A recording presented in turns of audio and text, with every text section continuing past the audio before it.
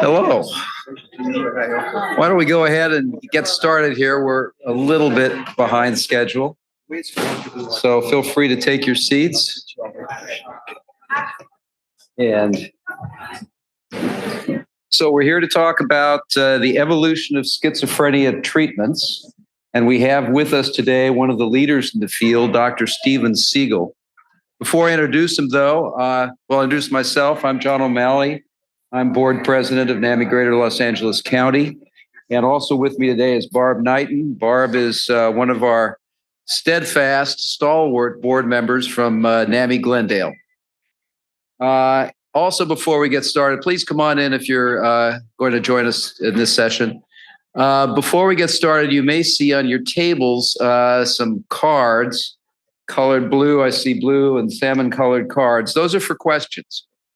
So as Dr. Siegel is giving his presentation, if any questions occur to you, please write your questions out.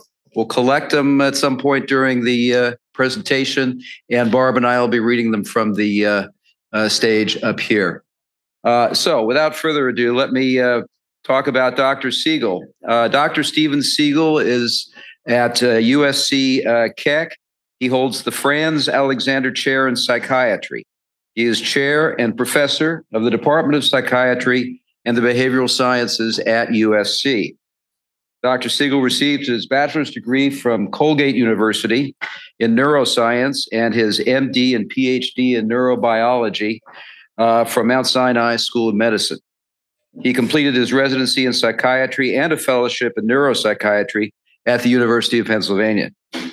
In his current role as chair of the Department of Psychiatry and Behavioral Sciences, Dr. Siegel oversees a department composed of 200 faculty members, 50 staff, and 100 residents, fellows, and trainees. His department provides mental health services to children and adults at the Los Angeles County USC Medical Center, including emergency, inpatient, and outpatient services. Dr. Siegel has published over 150 manuscripts, multiple book chapters, and one book on topics related to drug abuse, basic research in schizophrenia and autism, as well as clinical aspects of schizophrenia.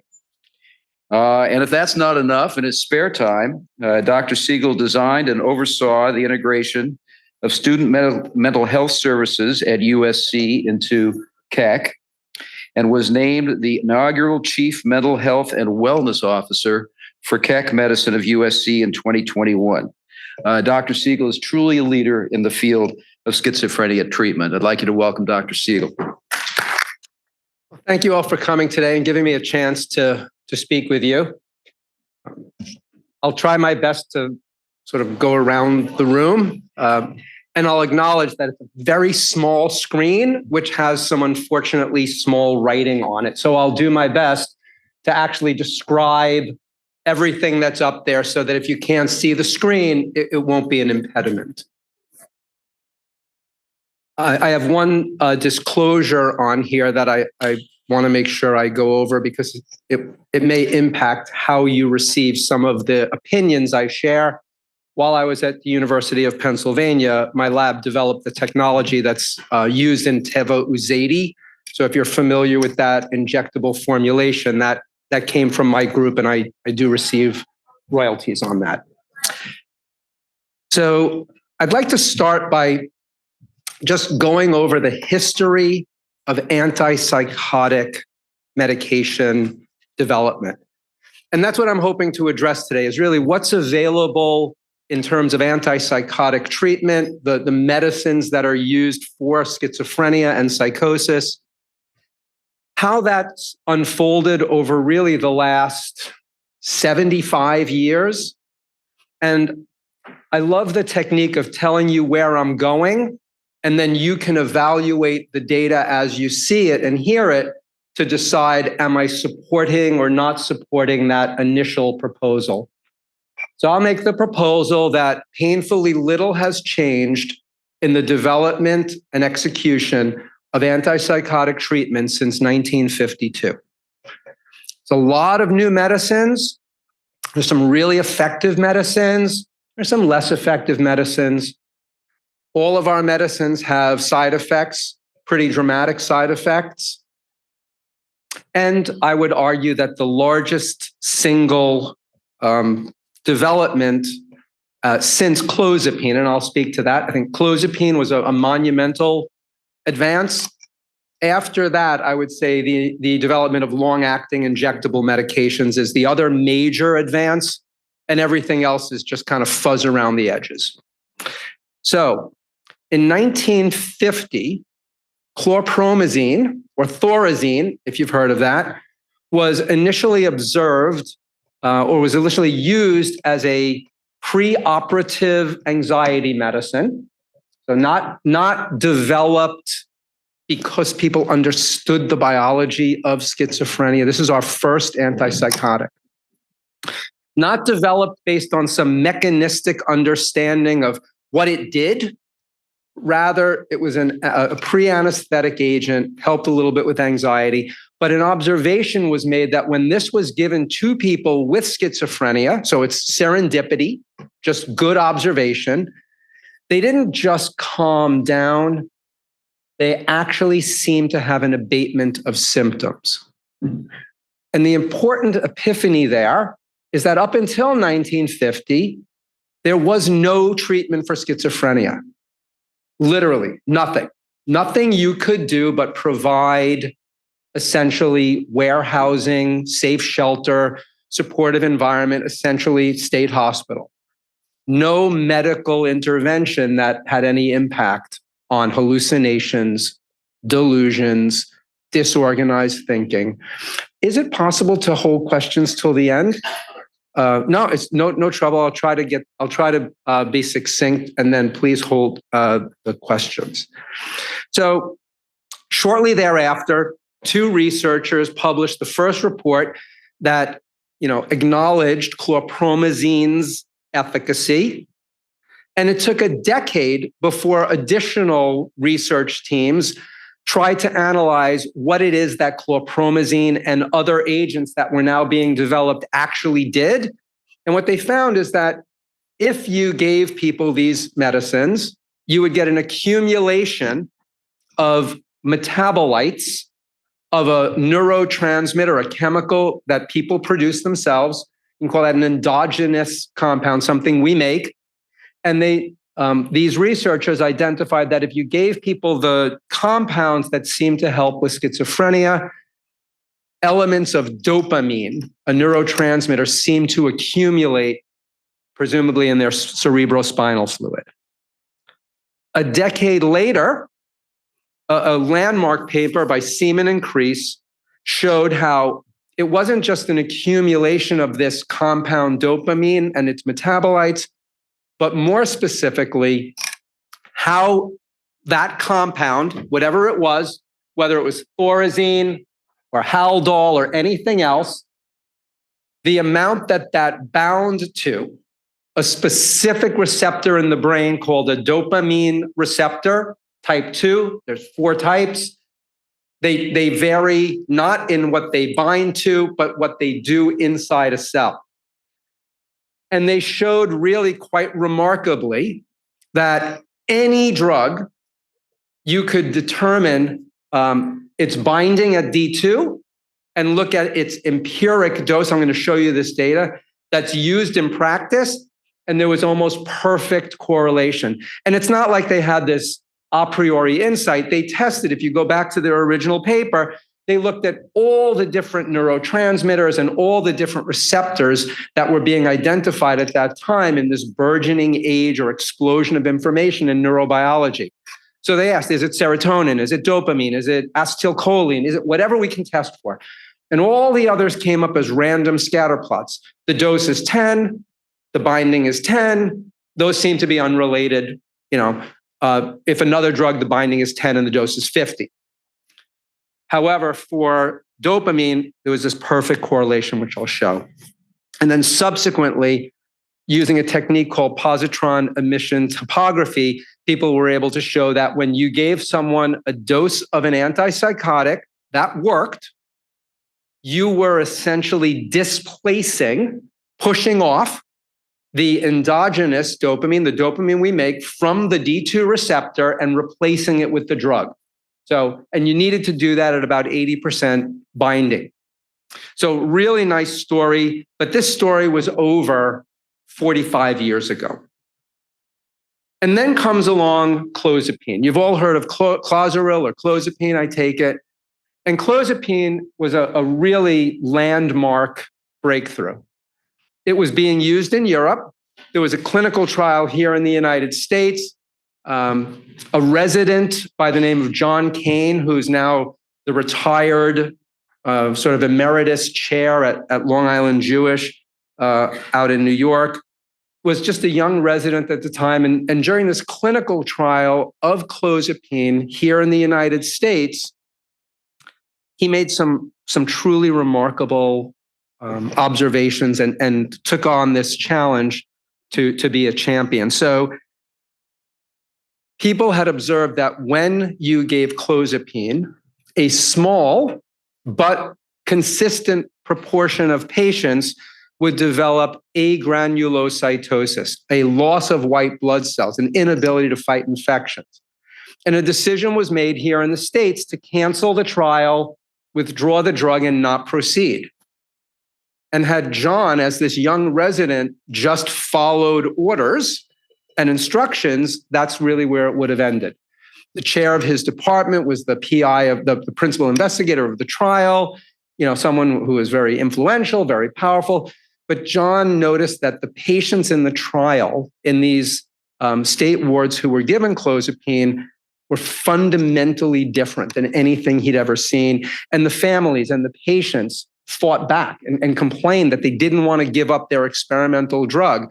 And he really championed bringing that through to a point where it became approved here in the United States and remains the gold standard for antipsychotic treatment, bar none. I mean, nothing is close. Nothing is even remotely close. So what did we learn about clozapine? So I'm going to start telling you things that you will hear if you were a medical student or a resident, or if presumably some of the people in this room are psychiatrists. You've learned all these things, and I'm going to argue that they're actually not really true. So the first one, totally true, works better than the rest. It's not for everybody. Certainly, I'm sure there are people in the room who are going to be able to say, and I'm not asking you to say it publicly, my sibling, my child, my parent, I tried clozapine and it wasn't for me. Too sedating, too many side effects, couldn't do it. That's true. It's probably got the worst side effects of any medicine in all of psychiatry, bar none. But in the original trials, eight out of 10 people who had failed multiple other drugs, these are the people for whom nothing worked, 8 out of 10 responded to clozapine. So it retains this place to this day of the medicine that works when nothing else does, if you can tolerate it. So you'll hear it has efficacy. It works at a lower dose or receptor occupancy, a lower amount of D2 binding than other drugs. It's simply not true. It's just this misnomer that's been carried through generations and generations without data. You'll hear that it's relatively stronger binding at serotonin receptors. So this was the whole premise, and I'll show you some of that data. The whole premise for the fallacy of atypical medicines. So I am a bit of a heretic. I've said this since I was a resident. It's been my place in medicine at Penn and now here, University of Pennsylvania. I do not believe that atypicality is a construct that is anything but a marketing term.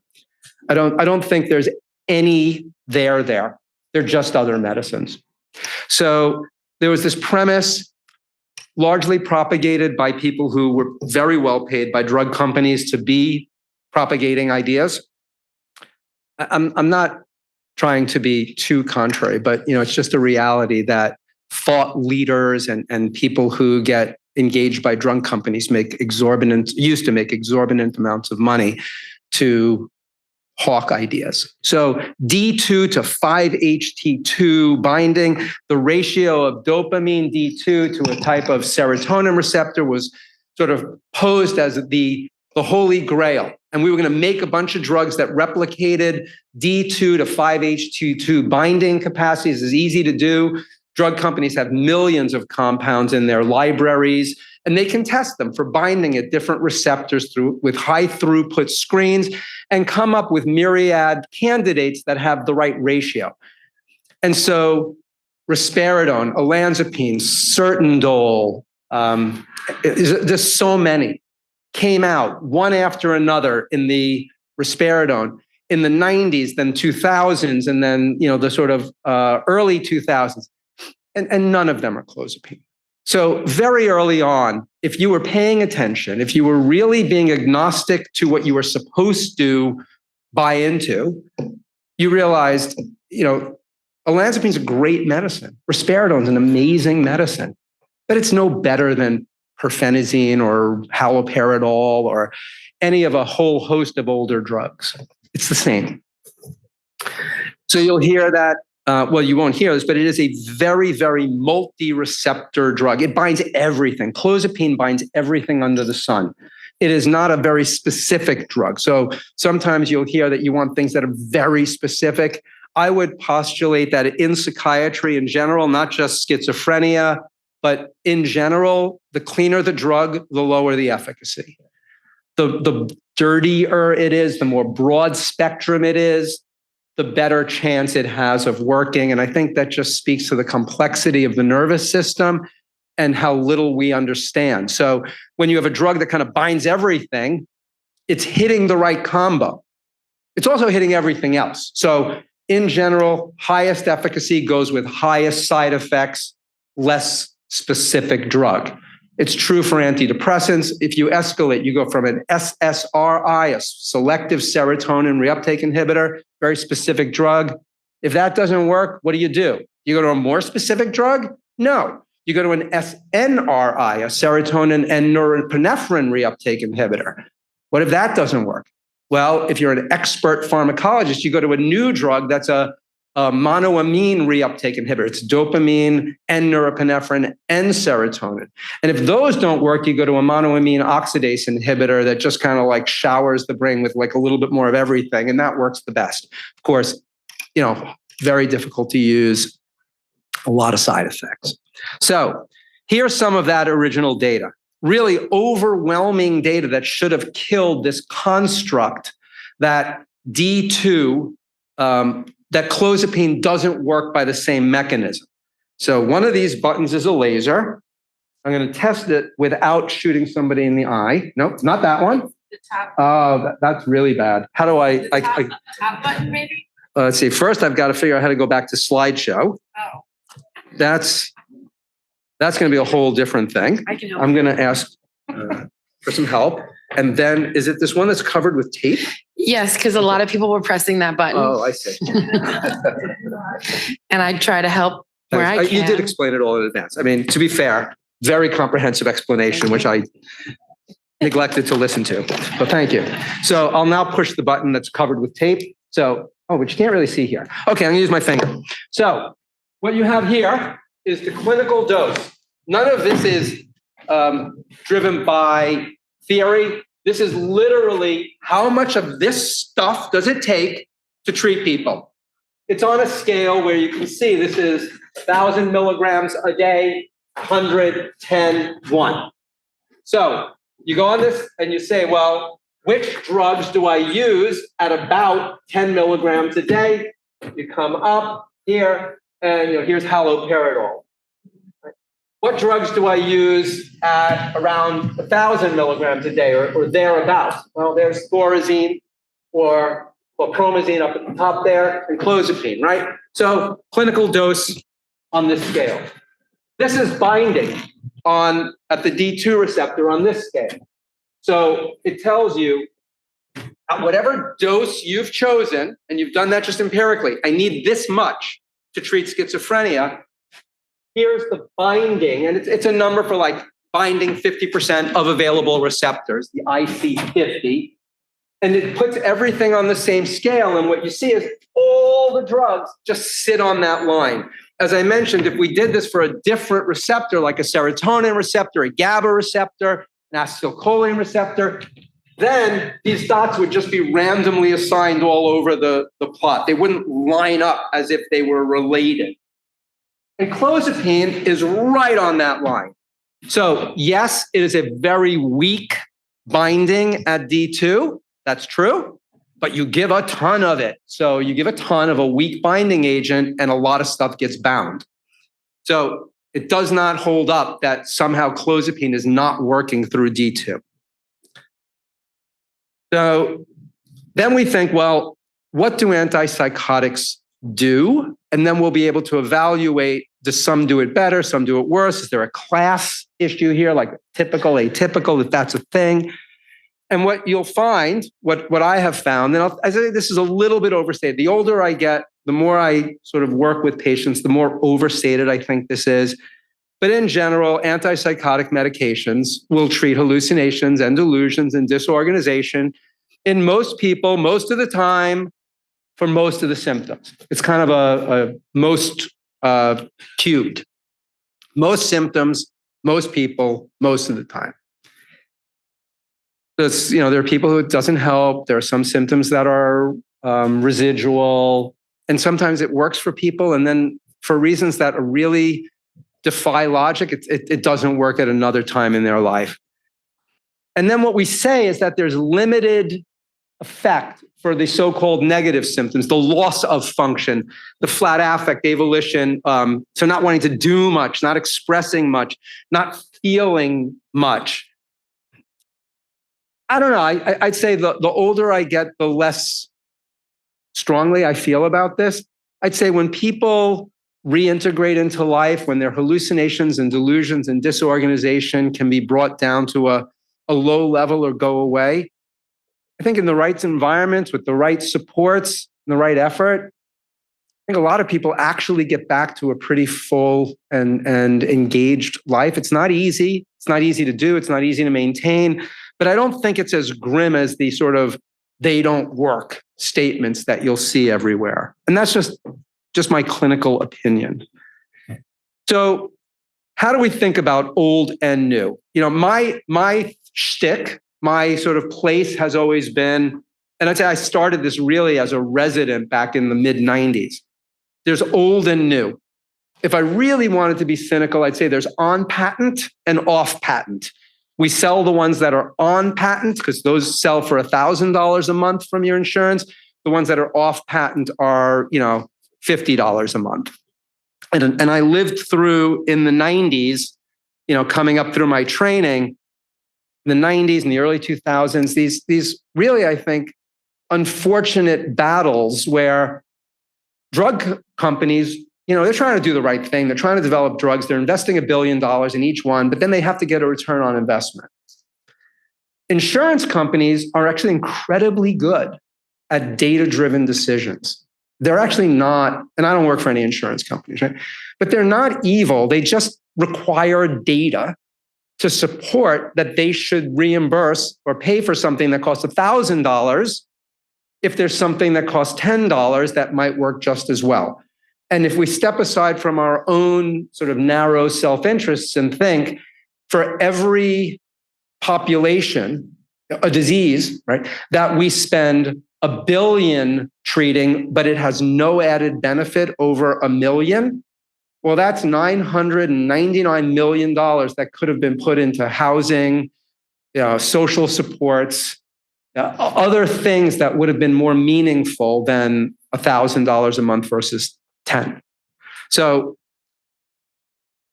again, I think there's some people in the room who probably lived through that, some who didn't. But so what do we have? We have clozapine. It's fantastic. And there's overwhelming data. I think out of like hundreds and hundreds of articles that have looked at this, there might be one, maybe, that didn't find that. It's so overwhelming. There's a really interesting article I'll show you in just a moment that said that olanzapine or Zyprexa and risperidone were slightly better than other meds. Not nearly as good as clozapine, but statistically significantly, meaning not just by chance, but a little bit better when you do a trial than essentially everything else.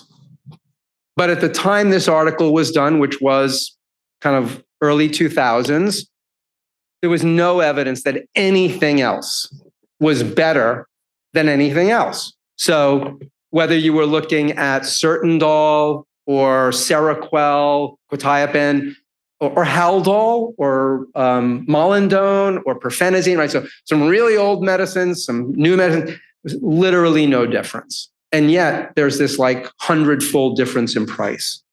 So I'll go through some of the others. I happen to think, olanzapine and risperidone work great. They have really different side effect profiles. Olanzapine will make you as hungry as you can imagine being. And it's because it just disconnects your brain's satiety center from your caloric intake.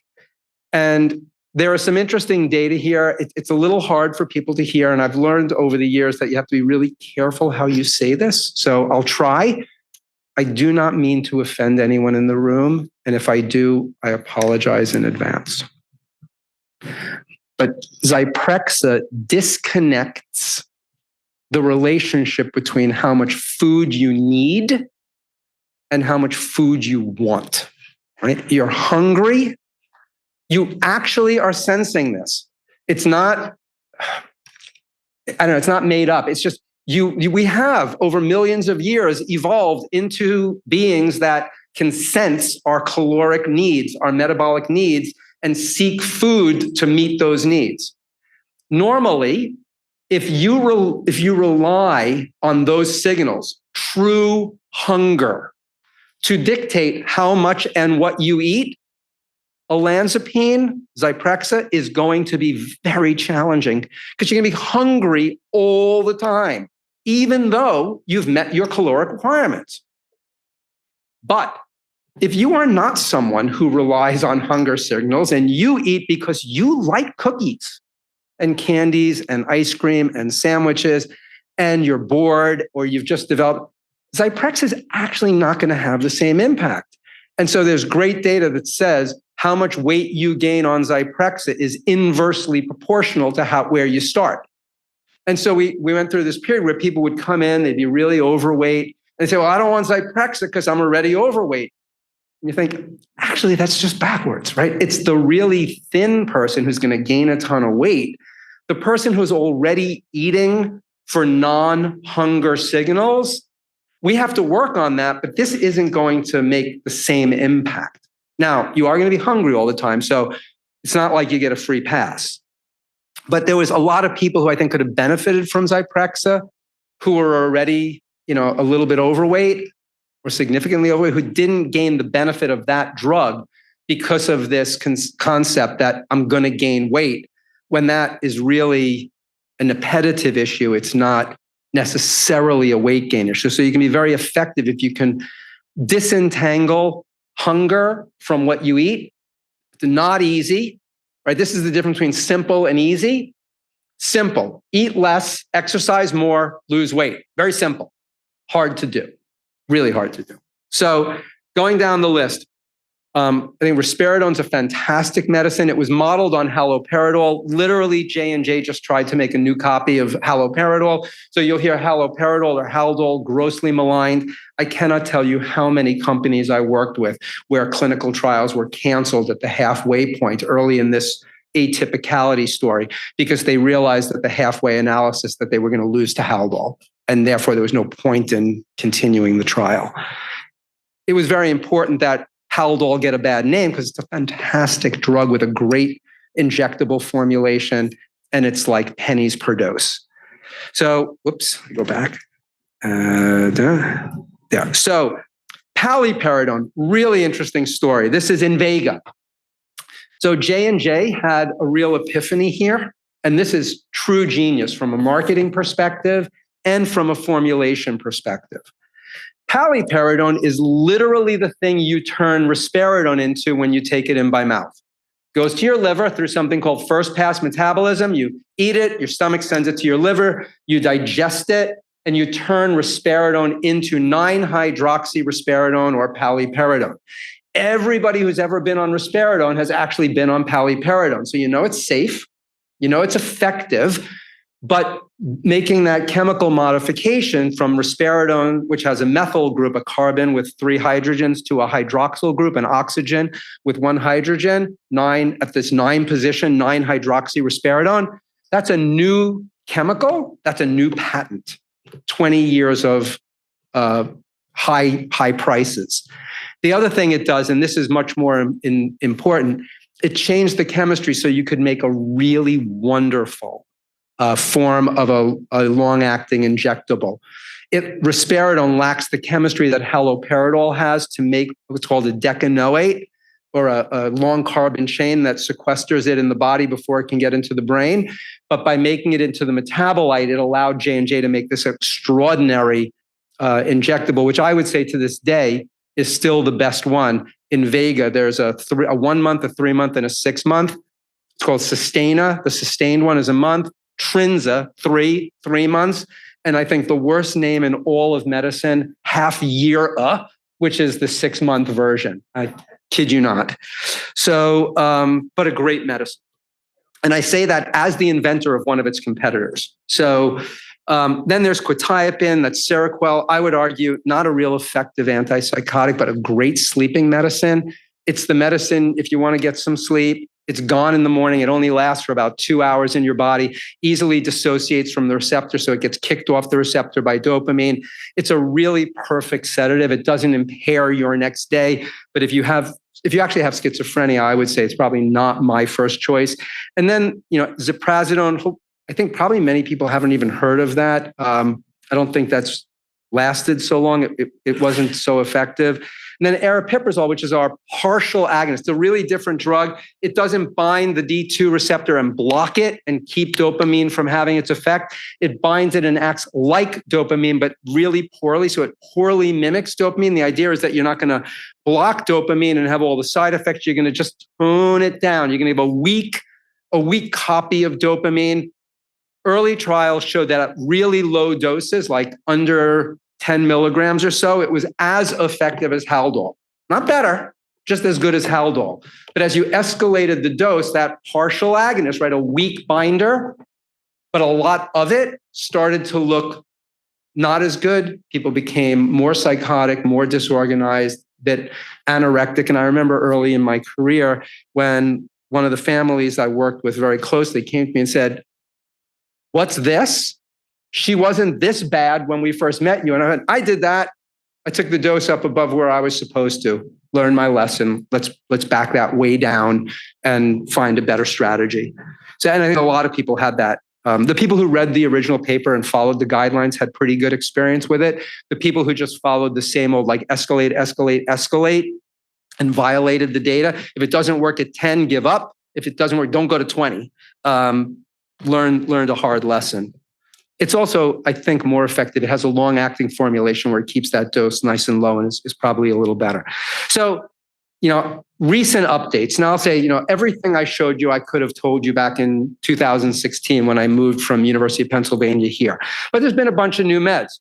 And I would argue that top list, they're probably just as good as Haldol, probably just as good as Thorazine, just as good as any number of other medicines. And so there's a real silver lining here. I don't mean to be a sort of like Debbie Downer. We probably have 20 good medicines that all work about the same, ranging from one invented in 1950 to ones invented in 2023. And by I say invented, most of these have been kind of sitting around on the shelf for a long time and just kind of like come back up. But once they came out, and that means if you haven't found the one that works for you yet, keep going. There's a lot of choices here. You just got to find the one that you tolerate, that you can deal with, that the dose, the side effects, fit you.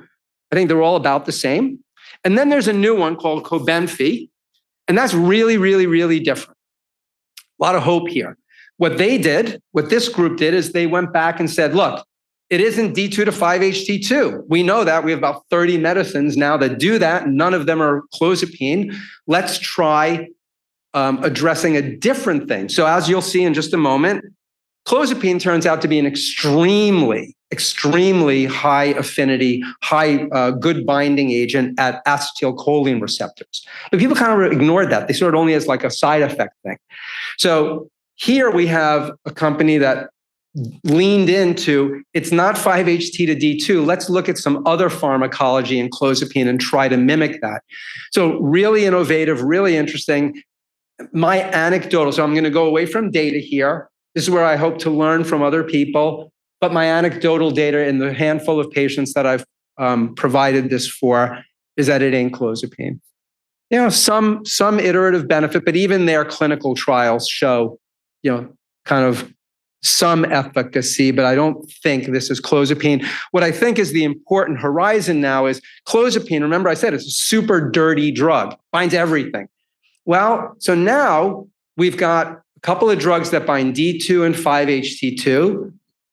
We've got a drug now that mimics a completely different pharmacology of clozapine.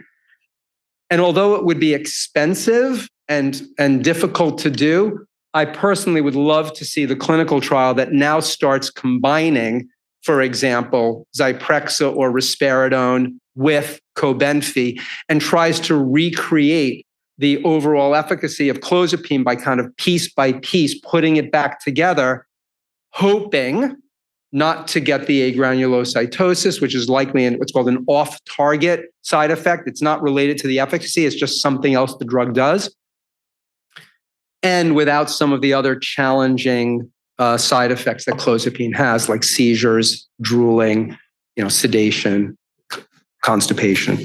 So other than those, there have been a whole host of others you may have heard about. This thing called an alpha-7 nicotinic receptor agonist was a theory propagated by a single person, very influential person in university.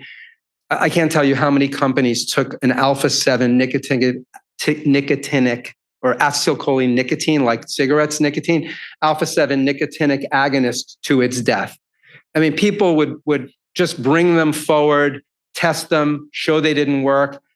Time would go by. Another company would come up with one. They would test it. It wouldn't work. So there was a brief period that I was doing a lot of work with drug companies, consulting, but my place was when someone inside the company said, like, I know we have a piece of garbage here.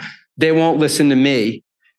I actually got you on the ad board so you could come in and try to explain to them why this isn't going to work. They only listen to outsiders. So thankfully, I think that ship has sailed, but I wouldn't be surprised if it kind of came back up again. There was a brief period where a guy named Dan Javitt, really wonderful researcher out of Columbia, was advocating for the use of glycine.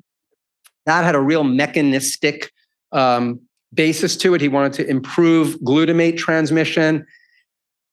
It was a real, I think, just sort of passion for him. Unfortunately, it didn't work. You had to have, grams, like packets and packets of glycine per day to get anywhere near a therapeutic dose. It just wasn't practical. So think about, getting a Kool-Aid package, not the sugar-free ones, the one with the sugar, so they're huge, and having to down several of those packets, a couple of times a day. So interesting theory, never worked out.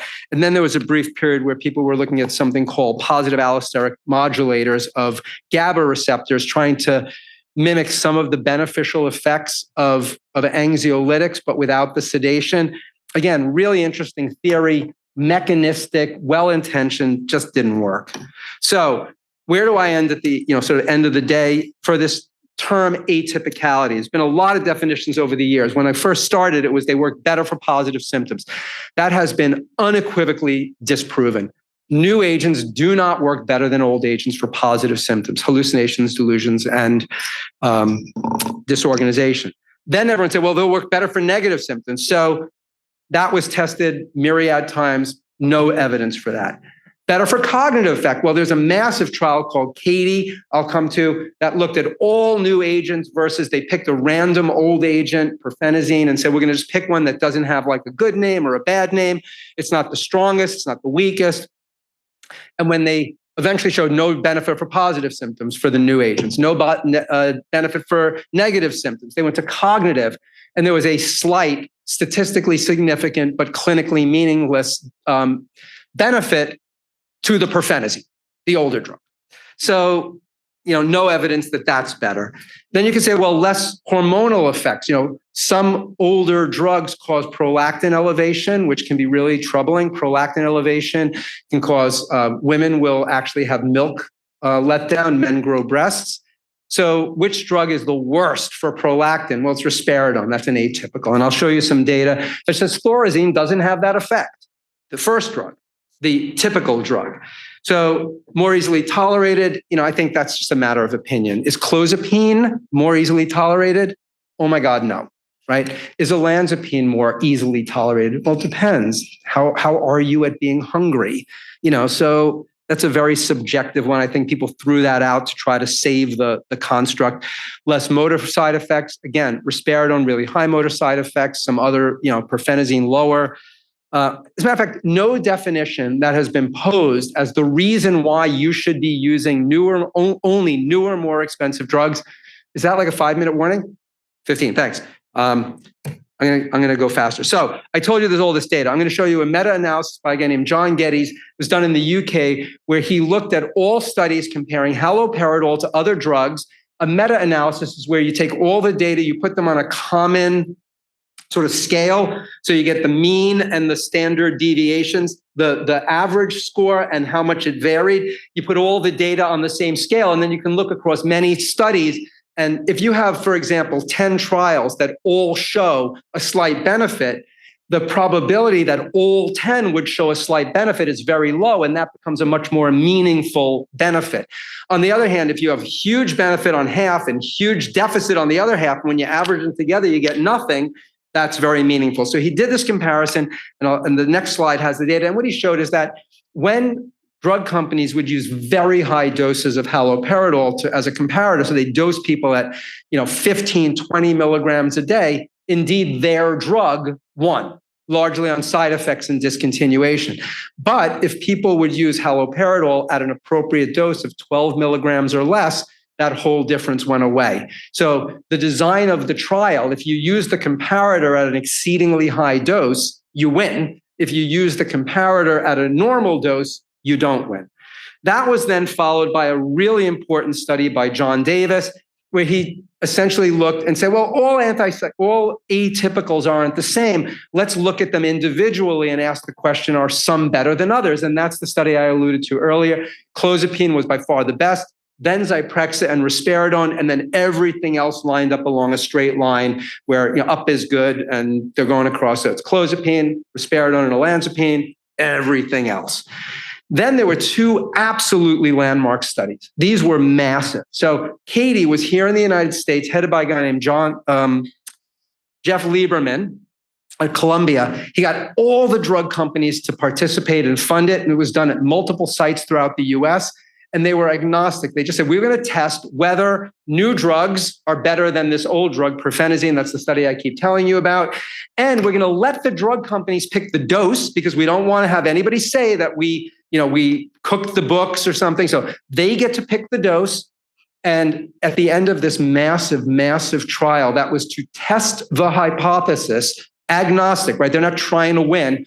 Is this better than this, or is this better than that? Again, the first paper is no benefit for positive symptoms. The second paper is no benefit for negative symptoms, no benefit for cognition, no benefit. Like essentially, the end result of that is there's no benefit. Subsequently, there was a trial that got a lot less press, but in some ways is even more impressive, called Cutlass. This was run at a consortium in the UK. And here, this was a group of people who said, we are going to show the government, because they have a single payer, we're going to prove to the government that these new drugs are better and get them to pay. So they had a directional hypothesis, and they had exactly the same data as Katie. Multiple drugs, multiple sites, trying to prove the new drugs were better, but there was no evidence that the new drugs were better. So this is the data from John Geddes. What you see is that the way these plots work, being on this side is better, this side is worse. When you divide haloperidol into 12 milligrams or more, you see that it loses, that's that lower one, but if you use it at an appropriate dose, it does not. And that's true for both symptoms and dropout rates. So I'm going to go briefly through side effects and try to finish up in just a couple of seconds here. So there's a lot of side effects to antipsychotic medicines. You all know that, but it's helpful to understand how you can predict this if you know something about the pharmacology. There's a lot of motor side effects. This is the stiffness and tremor. That is dopamine type 2 binding. And I'll show you a chart where you can read that. But there's also sedation. There's lengthening of the how long it takes the heart to relax. So your heart has to contract, relax, contract, relax. The time it takes to do that is called the QT interval because of the EKG. We give little letters to all the numbers. So it goes, Q, P, R, S, T, and then we can measure how big they are, how long they take, and tell how your heart's working. And the C in QTC is corrected for rate. You can imagine that if I need your heart to open before the next beat, right? Closes, opens, blood comes in, blood goes out. If it's going really, really fast, I need it to be open faster. So if it's going like this, I've got a long time. But if it's going like this, right, I have to make sure it opens. And so a lot of our drugs actually it's an off-target side effect. They block a particular kind of channel, an ion channel, and they keep the heart from relaxing. And when that QTC, the time it takes for the heart to relax, corrected for rate, gets too long, the heart won't open by the time the next beat comes, and you get this. Right? It's just there. That's something called Torsades de Pointe, and that is fatal. So when you're on an antipsychotic, one always has to be conscious of the EKG and monitor that certainly at the beginning to make sure that you're not getting close to the point where it's going to cause your heart not to be able to relax. There's all sorts of sexual side effects like prolactin elevations. There's drooling, there's weight gain. This is an example of the chart that I mentioned. So these numbers tell you how much stuff it takes to bind. You can't see it, so I'll just explain it briefly. I thought it'd be a bigger screen. So the lower the number, the better it binds, right? I only need 1 to bind half. I don't need 1,000. It makes sense, right? So when we look at different drugs across the top here, we have clozapine, olanzapine, risperidone, haloperidol. You can look at that number and remember the number at D2. That tells you dose. In this case, put about a 0 on the end of that and you're going to get dose. So that number relative to the others tells you dose. Now you look at the others and you can look at side effects. So for example, acetylcholine, muscarinic receptors, those are responsible for things like constipation. If that number is lower than it is for D2, you're going to get that side effect at the dose you use. If it's much higher, you won't. And so forth and so on. And we can do that to analyze what we would expect. This is data showing, so you'll often hear newer drugs are better for tardive dyskinesia. I actually think this is also a misconcept. So there's great data. There's a guy named Wayne Fenton who wrote an amazing paper showing that tardive dyskinesia was described well before antipsychotics were, that the incidence of tardive dyskinesia in parts of the world that don't have antipsychotics are the same as in the US, that people who've never been on antipsychotics with schizophrenia have tardive dyskinesia, adding about 1% per year. So at around 20, it's very low. By 70, it's like 50%. And if you give antipsychotics to populations who don't have schizophrenia, like antipsychotics are used like water in people with, for example, borderline personality disorder, they never develop tardive dyskinesia. So it's a symptom of schizophrenia, not a medication side effect. I can disseminate that article if anybody really wants to see it. It's really overwhelming data. And then you get some articles that would argue the contrary. And this is an example where I think the data in the article don't support the title. The title was something like atypical drugs have less tardive dyskinesia. But what you find is that for the atypicals here in red, they've got children, they've got young adults. And so the age range is lower, the incidence is lower, but when you do apples to apples and look at the same age, which wasn't done there, you would find that there's no real difference. And that's, for example, here you have just adults. You can see not a big difference when you get rid of the children. So you'll also hear that old drugs cause prolactin elevation, new drugs don't. Well, this is an interesting study. It shows prolactin levels at the beginning of the study. Then everybody goes on haloperidol. That's an old drug. Everybody's prolactin goes up. Then there's a washout period. Everybody comes off drugs, their prolactin levels go down. And that's when they split. The blue line go on thorazine, the yellow line go on clozapine. Both groups have lower prolactin than when they started. Thorazine doesn't cause an elevation in prolactin. That is our first prototypical, typical drug. So look, some drugs cause it, some don't. Risperidon's high, haloperidol's high, thorazine's low, clozapine's low. This is the incidence of agranulocytosis. I just want to mention this because people may be scared of clozapine because of the blood test and the agranulocytosis. Look, it happens within the first 6 months. That's why it's weekly here. Now we finally get to the point where it's 6 months. We can go to bi-weekly, and then eventually we can go to monthly. There are parts of the world where you don't have the blood test. You just have good sort of old-fashioned medical monitoring. I would argue that the blood test in America keeps people from being on clozapine, which is by far the most efficacious drug. So compliance with medication is probably the biggest challenge. People don't take their medicine, and therefore they don't get better. There's great research showing that this just shows if you're on a depot, an injection, you do better than that same medicine by mouth.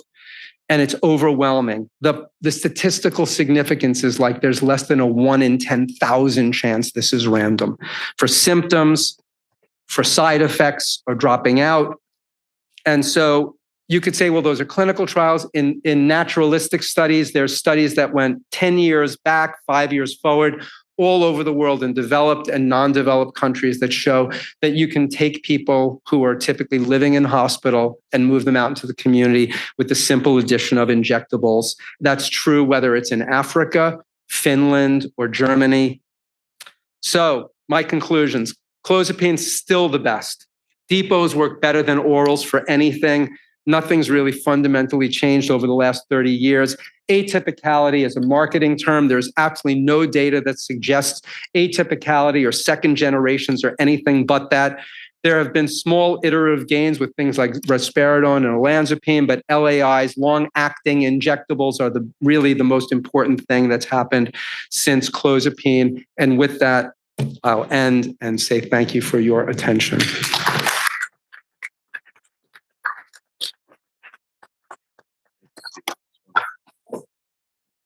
Well, thank you very much, Dr. Siegel. Thank you for this very detailed presentation.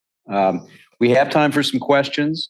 I think we have some questions up here that Barb will read. Does anybody else have questions? Feel free to give us a card. We don't have a lot of time for it, and I don't want to hold up lunch, but we certainly have a few minutes.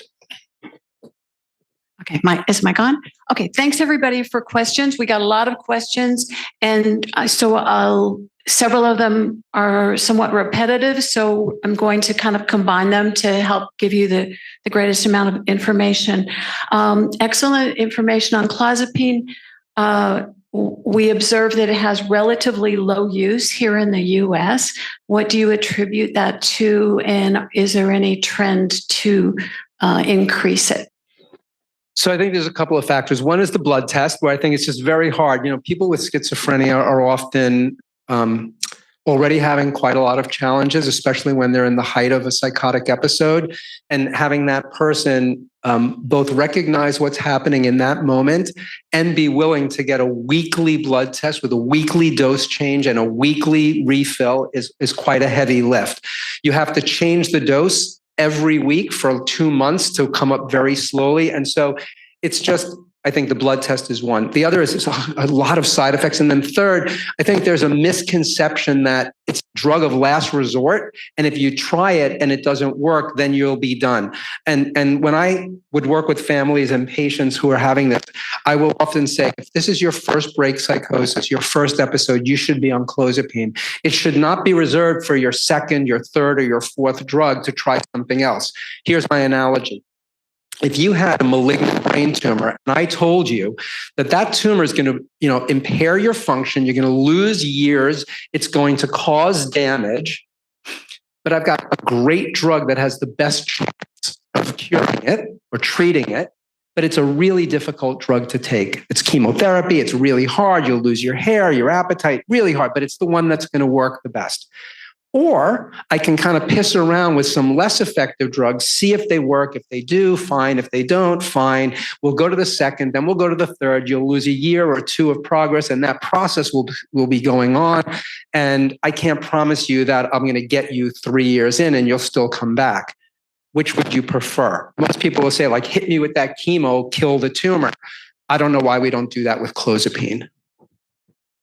Okay, thank you.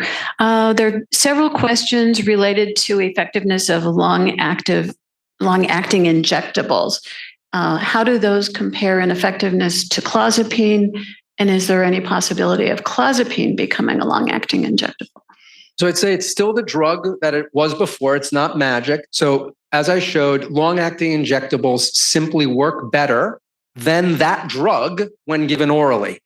And so you're always better off with a long-acting injectable from an efficacy point of view and from a whole host of other, the person makes one good decision every 3 months instead of one good decision every day. And you don't have to go about your whole life, being sort of ruled by, did you take your meds? Did you not take your meds? Are you compliant? Not, one shot, done. They also work better, but it's still that same medicine. And in terms of clozapine, I don't foresee a time presently where that's possible. Again, I spent 20 years of my career on this. So you need to if you're going to put a 1 month supply under the skin or in the muscle, well, if the dose is 100 times higher, right? Risperidone 4 a day, clozapine 400 a day. You can just imagine if you've seen, a risperidone injection's 1 or 2 milliliters. Now imagine what the clozapine injection would be. It would be, 200 milliliters or, close to a quart. Not feasible. Okay, great. Thank you. Okay, a couple questions that are a little bit different. There's one about genetics and the genetic studies that have been done trying to find the causes, say, of schizophrenia. What do you think of those? So, this has come a very, very, very long way in the last 2 decades. There's now, dozens of candidate genes that have been linked to schizophrenia using a technique that just looks at the probability of that allele or that region of DNA in people who have the disease versus don't. The challenge is that you need huge N's, huge numbers for this. So like if you look at 500,000 people, you'll find that, and I'm going to make this one up. This one is made up. So please don't leave here thinking this next thing I'm going to say is the real example, but it's easier to use. Blue eyes, brown eyes. That is the case with many of these risk alleles, right? It's just high activity, low activity. Blue eyes, brown eyes. Connected ears, not connected ears. And the way these studies look is they'll say, well, what's the probability that you have blue eyes or whatever allele of a gene it is if you have schizophrenia versus you don't? And they'll say, well, in the general population, blue eyes are 25%. But in schizophrenia, it's 27%, right? So you still, small difference, huge number of people. You don't really know what it means. It's just probability-wise, there's something about blue eyes in this case, again, not the real example, but having this variant of dysbindin or CAMK2 or glutamate receptor NR2A, those are real examples. Something about this allele versus that allele that's more likely if you have schizophrenia, but at such a frighteningly low amount that we can't really use it. What we can say is that these start to build gene pathways where you'll find that, and this is a real example, dysbindin, sarcoma kinase, SARC, NR2A are all linked. And they are in a cascade that regulates glutamate transmission through the NMDA receptor. That starts to paint a picture with the genetics that there's something about glutamate signaling that's involved. And these small genetic variants are telling you that making that whole pathway not work normally leads to schizophrenia. But it's not a single gene. It's more like there'll be whole cascades of genes working in concert. Okay, thank you. Another question relates to alternative treatments such as keto, herbs, red light, homeopathy, neurofeedback, those types of treatments, how do they figure in the treatment protocols? So I would say, don't avoid the standard treatments to pursue the alternative ones. There's still overwhelming evidence that if you just take an appropriate dose of an antipsychotic, it will help with the core symptoms of the disease. That said, there's pretty good evidence that ketogenic diets help in some ways. They are very, very hard to do. And the data is not typically in schizophrenia populations, but there's some good data suggesting ketogenic diets have benefits. Again, very hard to do. Things like biofeedback that help people with symptom management, I think that could be very, very effective. But if you're not on antipsychotic medicines, I think you'll not be in a proper state of mind to utilize the benefits of biofeedback. So I would do an and, not an or approach. Okay, great. Thank you. I apologize. I just want everyone to know it's lunchtime. I waited 5 extra minutes. Please feel free to stay in the room and continue the questions, but I just want to let everybody know it is lunch. Okay, thank you. And I will not be in the slightest offended if you get up and leave. It was my fault that we're late. Okay, there was the final question. Can I get the materials that we've discussed? And so, yes, my understanding is that we'll be putting the slides out for availability after the conference. Okay. Thank you. Thank you so much. Nice meeting you all. Have a nice day.